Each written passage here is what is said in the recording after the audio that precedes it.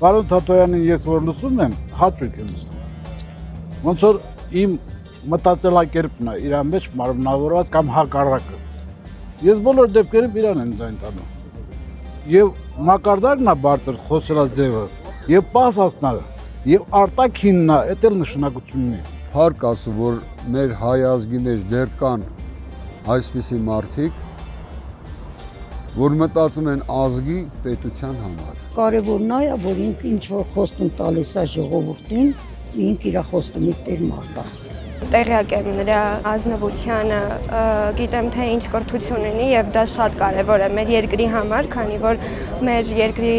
կառավարողները լինեն կրթված, միանշանակ ճիշտ ընտրությունը կլինի ձայնը տալ պարոն Թաթոյանին։ Մենք ունենք իրականություն, երբ մեզ ներկայացնում են, թե պարտավորականությունը դա նորմալ է, զիջումը դա խաղաղություն է եւ հարևան պետության կողմից մեզ ներկայացվող տնային առաջադրանքները եւ մեր լռությունը դրանք կայունություն են։ Մենք այստեղ ենք ասելու, որ ոչ, որ չկան այնպիսի իրավիճակներ, որ մենք միասին չենք կարող հարցերը լուծել։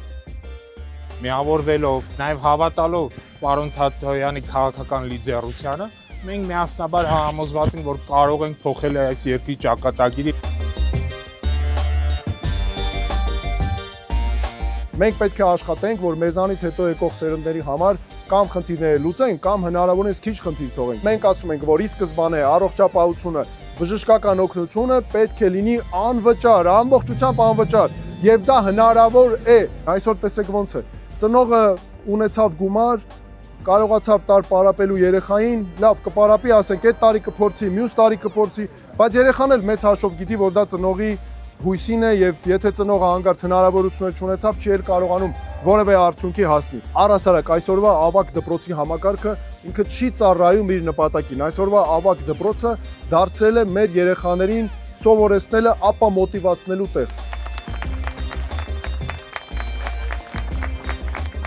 Եթե մենք բոլորս միասին ունենանք պատասխանատվություն, հավատք, հաստատակամություն, ապա անպայման կհասնենք այն արդյունքին, որի համար բոլորս այստեղ հավաքված ենք։